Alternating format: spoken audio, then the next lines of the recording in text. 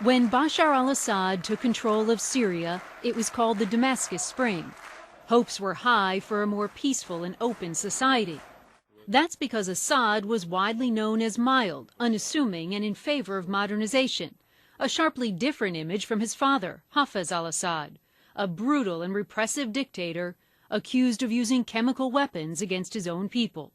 Not only have they been in power for generations, but there's a mafia-like character to the Assad family itself. Bashar al-Assad was different from his family. Author David Lesh says growing up, he was a polite boy who never lorded his status over his friends. The family growing up lived in a very sort of typical, modest, three-story home in Damascus, residential building, where they lived on one floor of that building for most of his childhood, and he still lives on one floor of that very same building to this day. Assad ended up studying ophthalmology in London and was known more for his love of volleyball and rock music than for his interest in Syrian politics. In London, he met British-born Asma, a glamorous investment banker who would later become his wife. In 1994, Assad was suddenly called back to Syria after his older brother was killed in a car accident. He was now next in line to rule and took over in 2000 after his father died. But the hopes of the Damascus Spring didn't last long.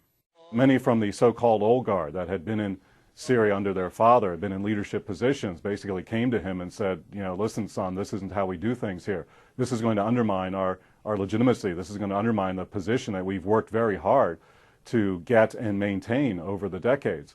And so what ensued about 6-8 months later was what many people have now called the Damascus Winter. It was a return to the familiar repressive rule of the Assad family, a continued hardline against Israel and the West, and brutal crackdowns against any internal dissent. But all the while, the public face of Bashar and Asma al-Assad has been the picture of calm, of a normal and loving family, posting pictures on Instagram, all the while ignoring the realities of the growing uprising. I think that there are some people that just have two natures. And I think Bashar al-Assad and his wife are this kind of couple. They're very deceptive. They're very alluring for those, particularly those that don't understand what goes on in Syria every day. Despite the growing threat of military intervention, Assad has publicly vowed never to leave Syria. This is someone who's going to be president for life. This is someone who's drunk the Kool-Aid of power. This is someone who now believes all the sycophants around him that have been praising him on a daily basis.